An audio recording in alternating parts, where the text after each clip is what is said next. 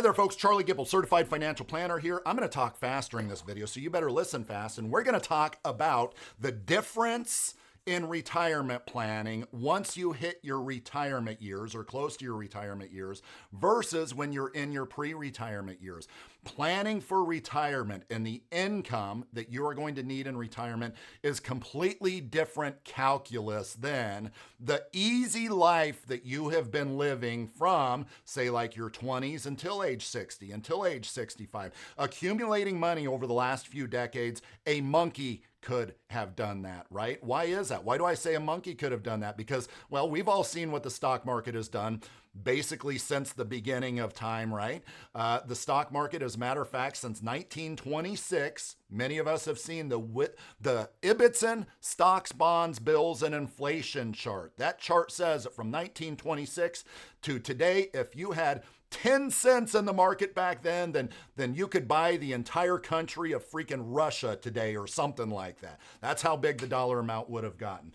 No, to be quite specific, it's around 10% per year on average over that roughly 100-year period of time that large cap stocks have done. Small cap stocks, a little more, 11%, 12%, but hey, you're taking on more risk here. Now, you don't even see like the financial crisis really on these charts, right? You don't really see the dot-com crisis on this chart, right? You don't see whatever the banking crisis back in the 80s on this chart. You barely see the Great Depression from 1929 to the 1930s because it's over such a long period of time. The point is when you're saving money, when you're accumulating money over a long period of time, yeah, the stock market does pretty good. Well, this little divot here that you can't even see because, yes, I drew a straight line. This little divot here was actually a 57% drawdown, negative 57% during the financial crisis. And then later, of course, it came back up as I'm demonstrating here. But this right here was actually quite catastrophic for those that wanted to retire in 2008, 2009, 2010, heck, 2011. The market didn't recover. I don't remember how many years it took to recover, 8, 9, 10 years to get back to where it started. But over the long run, yes, these huge crises are basically non-existent, right? Well, guess what? When you enter your retirement years, or what I call the retirement red zone, which many folks, Prudential actually coined that phrase, the retirement red zone. Many folks will say that it starts around 5 years prior to retirement and spans 5 years after your retirement. In short, you cannot make dumb mistakes during this retirement red zone. What might be a dumb mistake? Well, let's say you're age 60. Let's say you're age 60 and all of your portfolio, let's say $1 million, $1 million portfolio. Not everybody has, but let's just say that's what you have. Let's say that you want to retire at age 65. So you're within that retirement red zone, right? You have all of your $1 million portfolio in, say, stocks. Or stocks and bonds. Yes, bonds can be risky in certain situations. So you have $1 million portfolio in stocks and bonds. You're in that retirement red zone.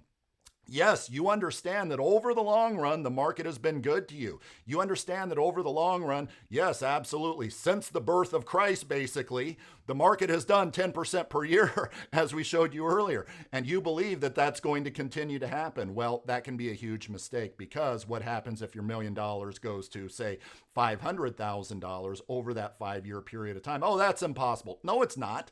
The dot-com crisis, we lost 49% in the stock market. The financial crisis, we lost 57% in the S&P 500. Of course it's not impossible, right? So, okay, so you have $500,000. Is that a little bit of a different retirement than if you otherwise maintained your $1 million? Or better yet, if your $1 million maybe went to $1.5 million? Oh yeah, it's a completely different retirement lifestyle. Completely different retirement lifestyle. Well, so then you have $500,000 at retirement at age 65 here, right? So what do the studies, what do the pundits say that you should take out of that retirement, that stock and bond portfolio? What should you take out of that portfolio going forward? Well, back in 1994, there was this financial planner, certified financial planner like yours truly. Anyway, I digress. This certified financial planner that said, hey, because the stock market goes up and down, well, yes, we understand over the long run, the stock market does pretty good at accumulating money, but when you're taking money out as the market's going up and down, that doesn't mean that you can take out, say, 10% of what you have in the portfolio, even if over your 30-year retirement, that market averages 10%. You just can't do it. That's not the way that withdrawals from portfolio, you just can't do it when you're withdrawing from your portfolio because of things like sequence of returns risk, which I'm not going to get into. I kind of am getting into, but I'm not going to get into technically. So therefore, what is the percentage, the maximum percentage in the first year of retirement that you should not take any more out of your portfolio than this in order to maintain that 30-year retirement, in order to not experience the number one fear that consumers have today with their portfolio? Well, that percentage is 4%. Many of you have heard of the 4% rule of thumb. So what does that mean? It means your $500,000 portfolio, you're looking at $20,000, right, in that first year of distributions there.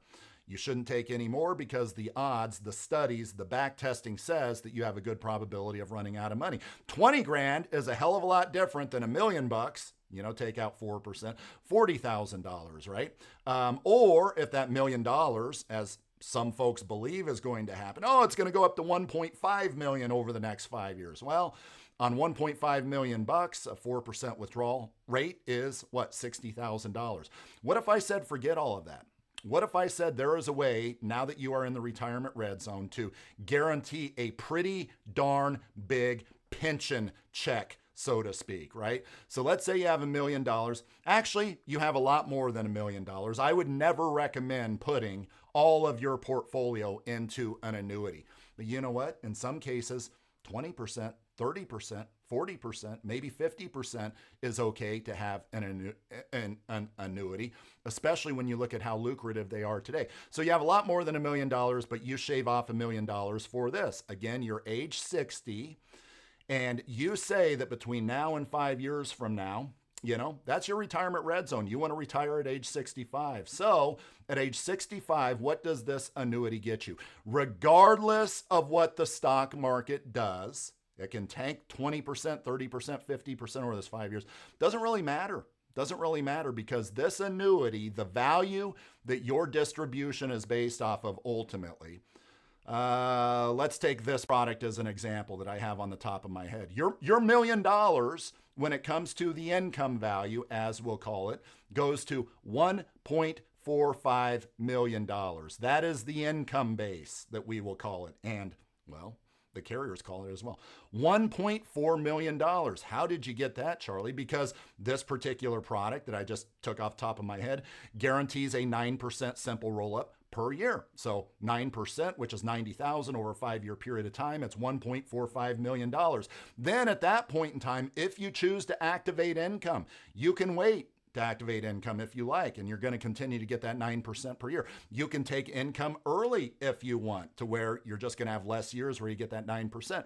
But at 65, if you decide to activate income, there's a payout factor, and I'm guesstimating, kind of going off memory here, but it's probably somewhere around 6.5%. 6.5%. All right, so what is your guaranteed lifetime income into perpetuity, regardless of how long you get, that today at your age 60, the insurance company is guaranteeing you that you can take at your age 65? 6.5% times $1.45 million. Well, you know what? Let's just pull up my trusty calculator here and let's do this. I'm going to do this in real time with you. $1,450,000 times 0.065, boom, $94,250. So that is the guaranteed amount, $94,250, that you're going to get for the rest of your life, even if you run out of your original $1 million because it was a bad stock market, whatever, that hits zero. Doesn't matter. Your $94,000 is going to come in forever. And you can guarantee this dollar amount, at least in this example. You can guarantee this today at your age 60, or maybe you're 55. What is the guarantee 10 years from now? The guarantee 20 years from now. I bought an annuity. I'm getting all choked up just talking about this stuff. I bought an annuity last year at age 46. I have guaranteed income 19 years from now.